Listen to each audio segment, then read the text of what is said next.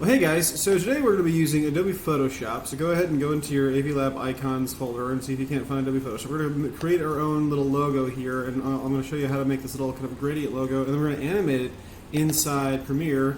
I'll kind of show you what I'm talking about here. We're going to have it on the back of our little background there that we made yesterday, and we're going to have it kind of come in and sort of fall down, and then sort of linger for a little bit here. I think this is about a 30-second video. So just to show you one more time, it comes in, it stops, and then it falls. Right, and so the idea is that we're going to see if we can get it to speed up. So buckle in. We're going to start off with Photoshop here, and we're going to go here. So go ahead and get this open. Now my Photoshop, I'm on a tablet right now, so it's zoomed in a bit. So all the buttons are kind of like stacked up differently. But if you go over here to Window and you look at Workspace, I'm on Essentials. So if you don't see all the buttons I see, I'm gonna let you know how to access those as we go along. So let's go ahead and click File, New, or if you already see your new option, that's fine. And I'm going to go over here to my, I already have this preloaded, but if you don't have this preloaded, that's fine. I'm going to set this to pixels, the unit over here to pixels, and let's go ahead and set this to be 2,000 pixels wide by 2,000 pixels tall, and have the resolution set to 72 pixels per inch.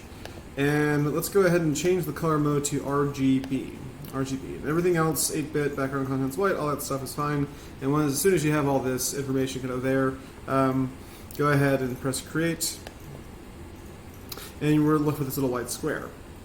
Now, what we want to do is we want to create a gradient that goes across from the center out, sort of a radial gradient. And if you don't know what a gradient is simply just a transfer from one color to the other that's smooth. That goes through, so we made some for our little YouTube channel art. So we're gonna make another one here in Photoshop. It works similar in similar ways, but not always the same. So you should see this little button over here that looks like two little rectangles kind of stacked on one another, and this is your layers menu. So click on that. If you don't see this, go to Window and then find Layers, or you can press F7 on your keyboard here.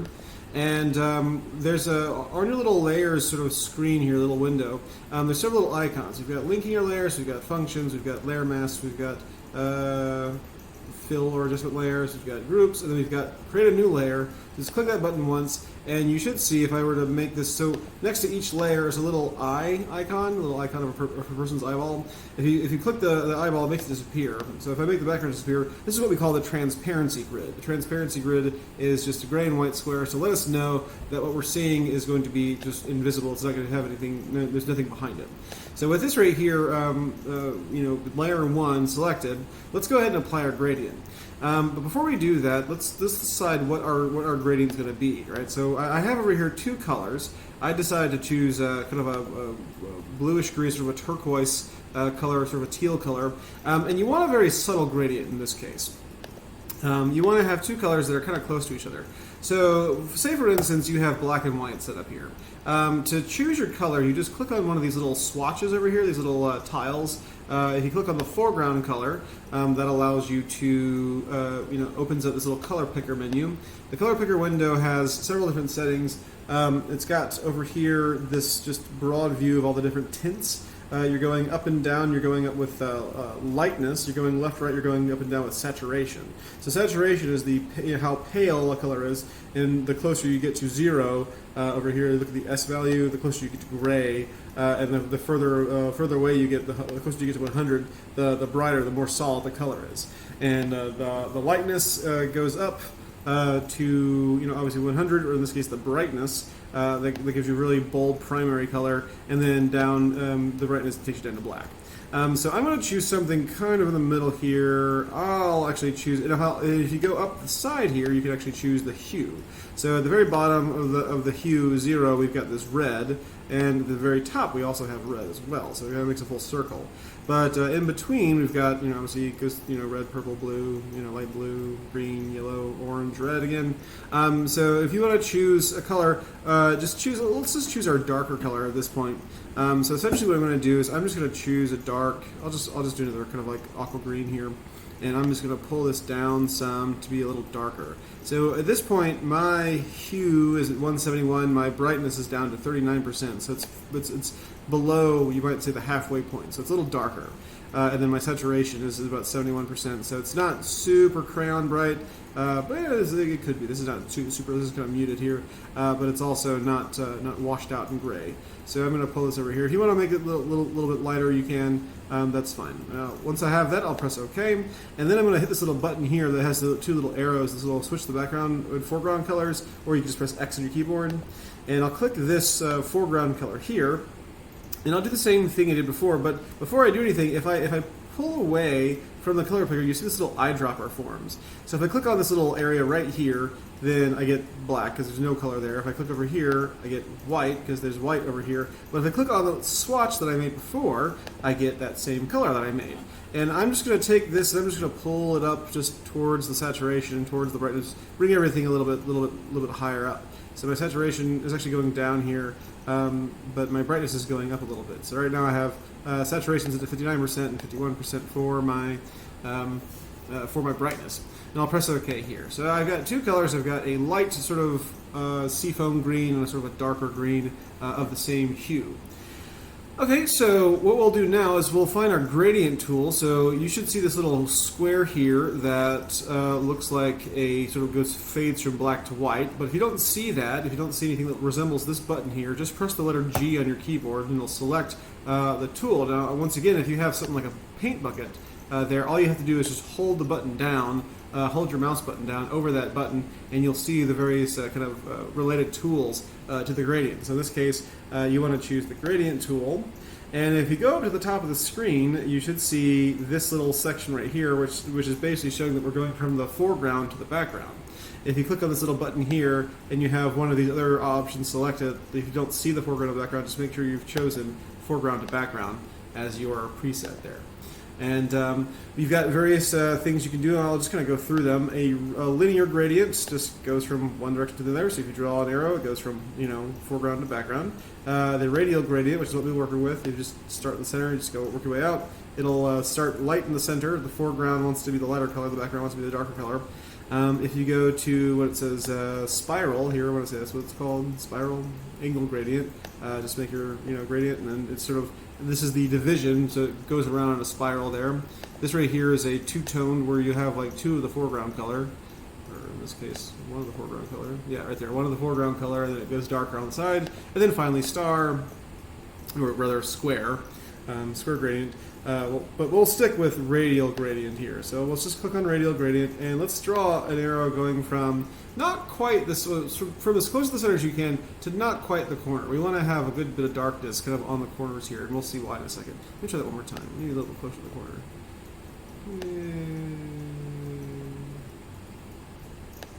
Let me actually just try this one more time. I'll just delete my layer, make a new one, and try it one more time. That's fine. Okay. Yeah.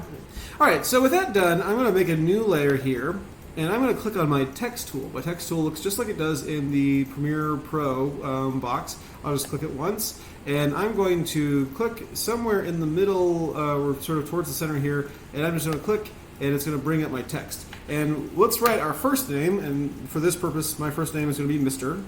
And I've chosen Bauhaus 93 as my font. And then I'm just going to make this a bit bigger by double clicking on it, and then up here we have our font, we have whether or not it's going to be bold or italic, and then we have our font size. In this case we're measuring in points, points being like I think 12 pixels is a single point or something like that. But if I were to just click and drag towards the right, it would increase the font of my text here. And then I've got this anti-aliasing the alignment and stuff like that as well. So I'm just going to press Enter, and I'll press Lobello. In this case, I've got my wording off here, so I'm going to go over here to my character tool and just make my leading just automatic. So just there. Try it one more time. So I'll explain what I'm doing in just a second.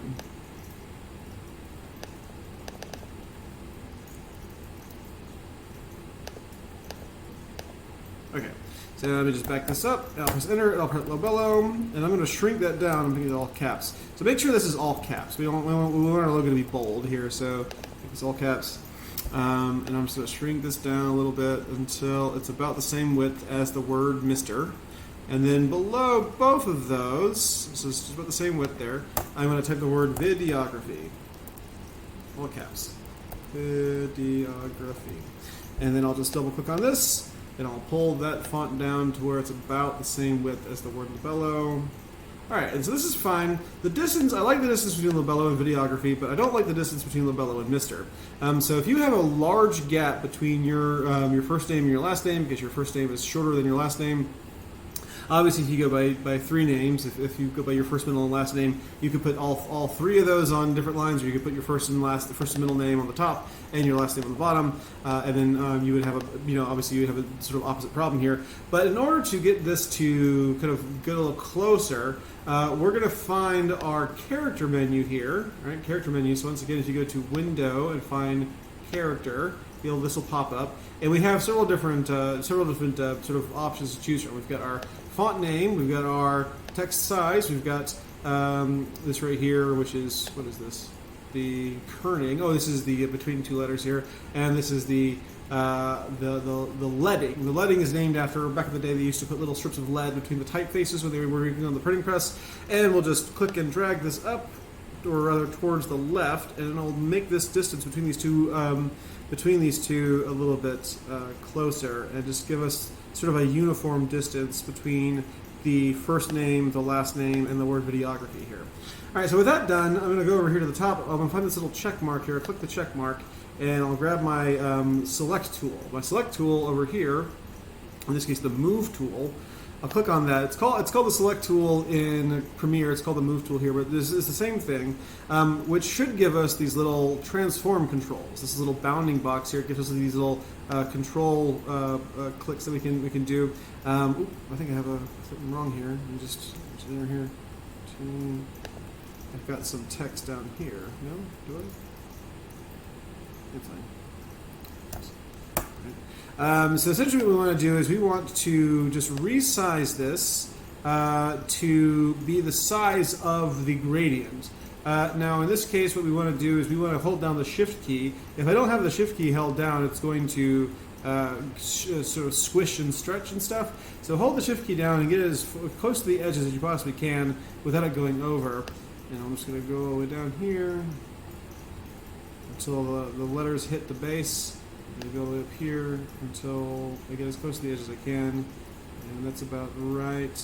The word labello and the word Mr. This font has a bit of a odd sort of tracking to it. So center as much as you can. If you have it sort of just maneuvering it here, it will tell you where the center is, but only where the center is compared to the bounding box, not compared to the text itself, because you will have some leading here. So just eyeball it here to get as close to the center as you possibly can, and press enter.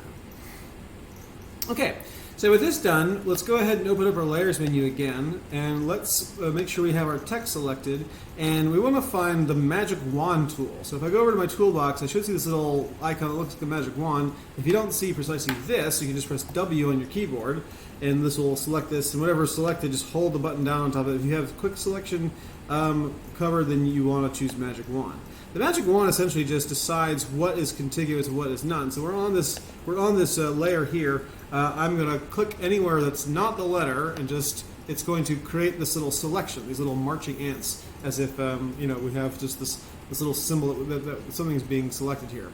Now everything is selected because this font here has an opening, say for instance between the stem and the leg of the R. Same thing with the A and the P, but not the O. So we want to make sure that we have our options up here for our magic wand set to add to the selection, right? So this little box up here that says new selection, make sure that's not checked, make sure add to selection is checked. And if you have any O's, or maybe if you have a font where the A has a sort of a kind of a isolated sort of opening in the middle of it that's not selected, that doesn't have the marching ants on the inside of it, make sure that you select inside there, and make sure that you select every single one of those, so you have every sort of outer surface of the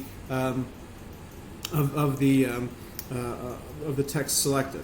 So with that done, I'm going to go over to my layers menu, and I'm going to render this invisible by clicking this little eyeball icon, and then I'm going to select my layer 1 and make sure this is layer 1, not the background. If you do this on the background, that's okay. What you can do is you can right click on the background and just say layer from background, which will allow you to edit that and sort of get rid of it. So in this case I'm going to go ahead and delete this, and then I'm just going to go over here so I deleted this by pressing this little trash can icon, so just go ahead and do that, and I'll click right here. And then on my keyboard, I'll press the delete key, not the backspace key, but the delete key. And that will isolate the text. I'm going to go over here to the top, press select, and press deselect, or control D on the keyboard. And now we have these letters here, these words that are all sort of gradiented up. So they have this little tint here.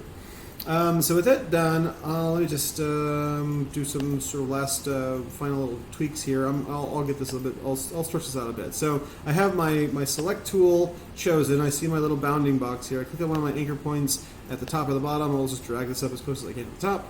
And I'll drag this down as close as I can to the bottom, just before it goes out of frame. And this is all the way to the edge here. So I'm taking up as much space as I possibly can, because I don't want a huge amount of like empty space to be taking up what what we have here. So with that done, I'm going to go over here to File, and I'll press Save As, and I'll apply the transformation in case I haven't pressed check yet. And then what I'll do is I'll save this as. Let me go here to the videos, and I'll make a new folder, and I'll call it animating logo. And what we'll do is we'll just press OK, and we'll just say logo to be animated, and we'll change it from Photoshop PSD to a PNG. So go ahead and do that and press save. And just press OK. And so hopefully, if I go over here to videos, and I find, let's see here, find my folder that I just made. Let's go to type, and let's go to the top here, and let's find animating logo, and then we see our little logo here. And if I open this up, I'll just see this on black space here with the picture viewer there.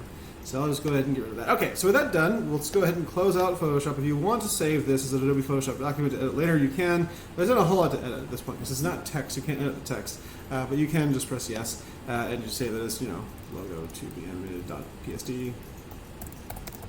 If you felt so inclined, you don't have to. Press OK. All right, let's go ahead and open up Premiere. I'll just give that a second to open up. So find Premiere Pro, and go ahead and open that up.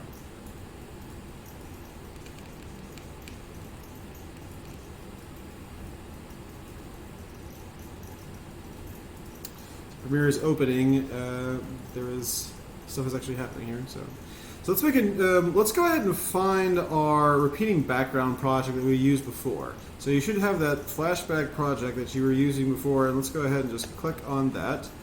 And what we'll see is the animated background, hopefully with your name on it, like you finished the other day. And so if I were just to click on this, oops, let me just get rid of this right here. And show you, this is what we should have here. This is what you should have. You should have your name with whatever font you want on top of this repeating background. So it goes back and forth from like the different color temperatures that you chose, and it's animated whatever way that you chose to do. So yeah. All right, so with that done, let's go ahead and import our videography logo. So I already have one done here, so I'll just drag that out, and I can show you what I made earlier. And you'll find that it's a bit too big for your screen. Now right now I have this magnified not to fit the screen, but to be about 25% of the screen, just so I can see the different transform controls. So if you double click on this, I'm going to go ahead and get rid of my type. Go ahead and get rid of your type that you have for your name, and select your logo and just double click on it, and you should be able to see the bounding box here. And if you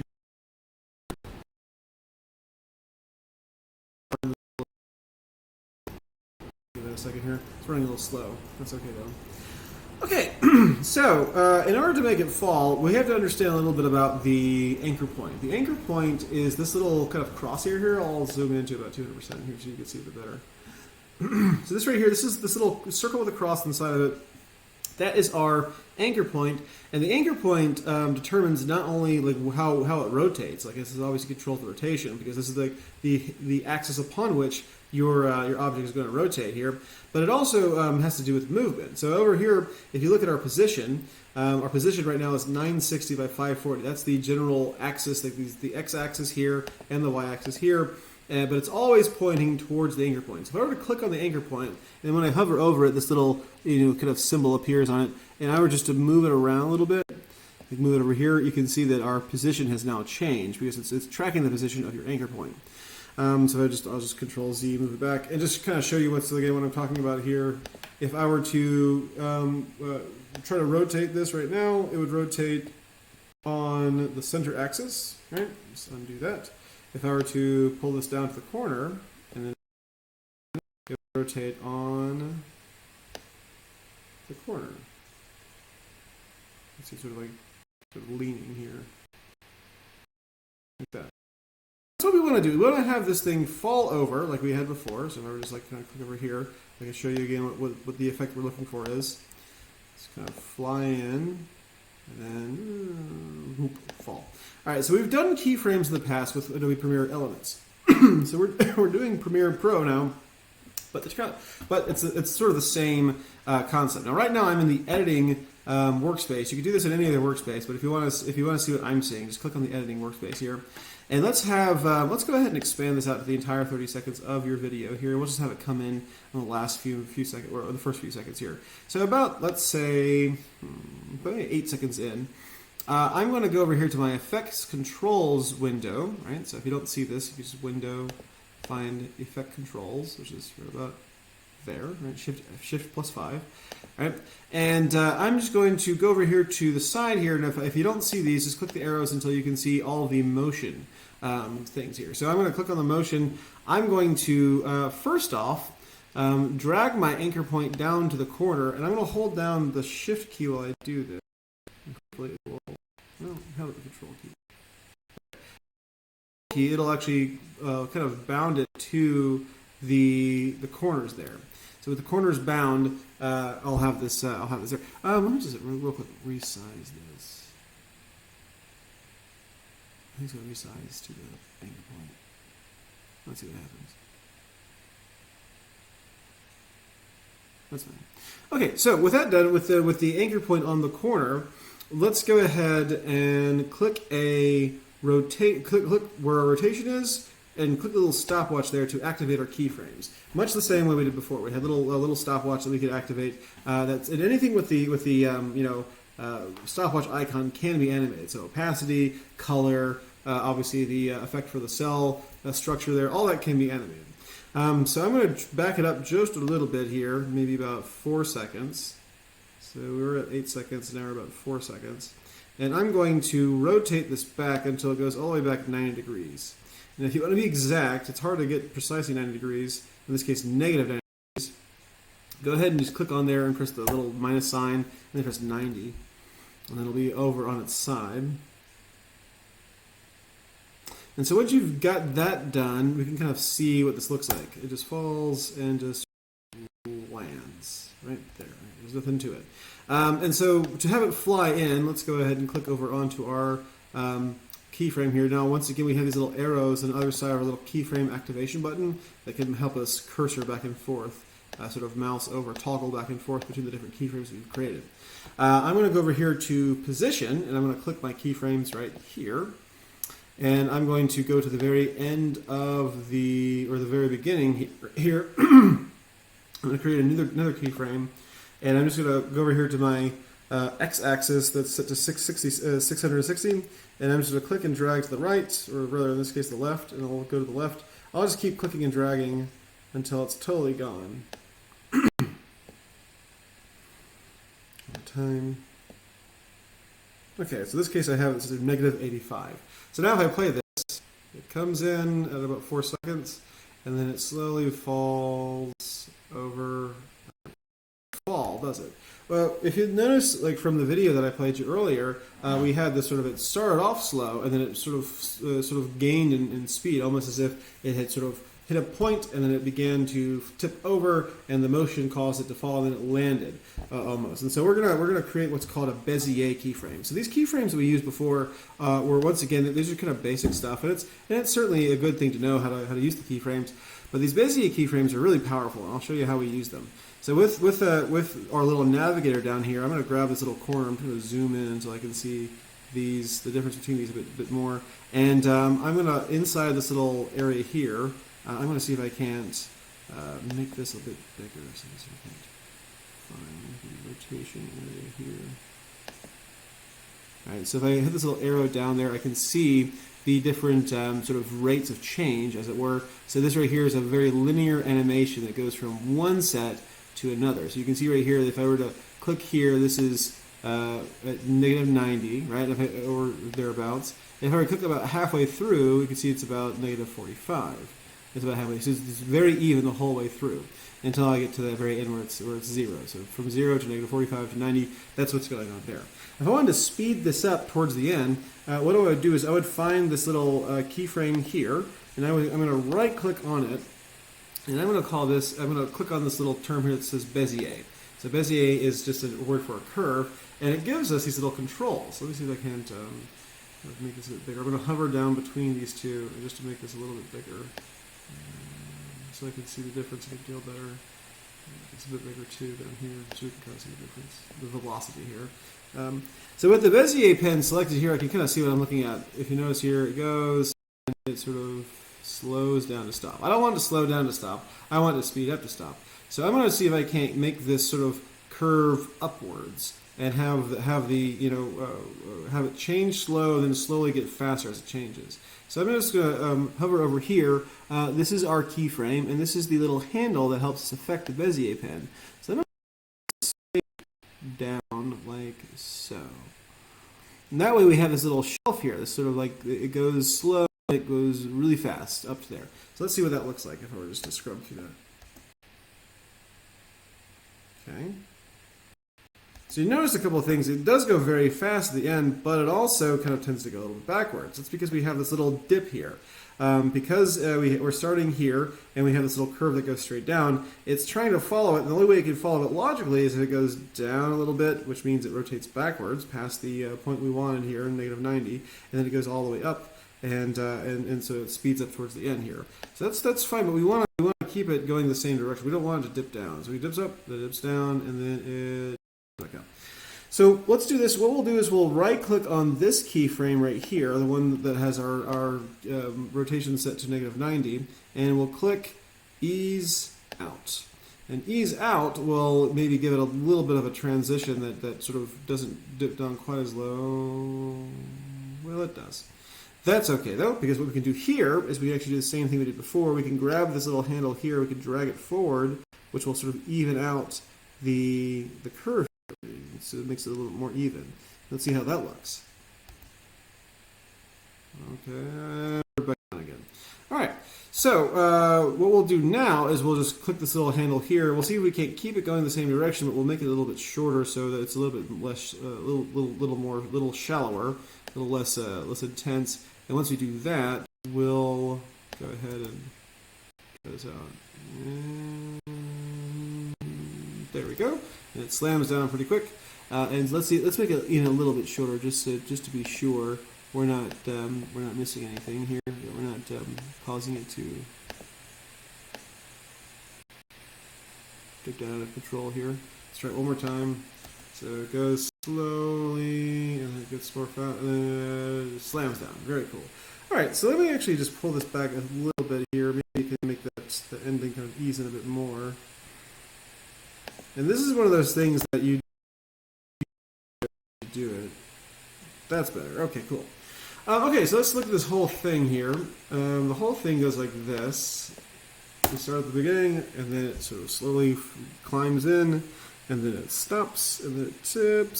Gravity takes it, and it, bam. Good stuff. All right. So I like that, but I want it to go a little bit faster. So much in the same way as Premiere Elements, we can actually move these keyframes around without really affecting how they affect how they do other things. So affecting where the actual value, we just affect the timing. So I'm going to click and drag. So once again, we become marquee select here. Click and drag these two keyframes. This is our position keyframe and our rotation keyframe. I'm just going to pull this back until it's about maybe 1.5 seconds away from the beginning. And then I'll just do the same thing with the rotation.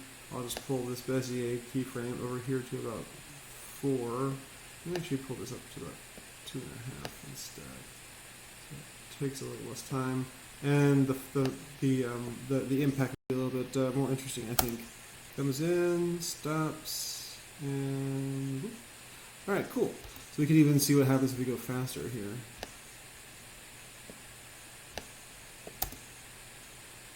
Comes in. That's a little too fast. I wonder, 4.5 seconds. Let's see what happens. Comes in, stops, and that to me is perfect. So you find what you like, what works for you, but make sure that it comes in from the left and then it stops and rotates on its corner to sit right there. And let's go ahead and export this as an MP4. And so make sure it's your name and make sure that you've got your looping background there as well. And submit that to D2L. Very cool. Cannot wait to see you guys produce.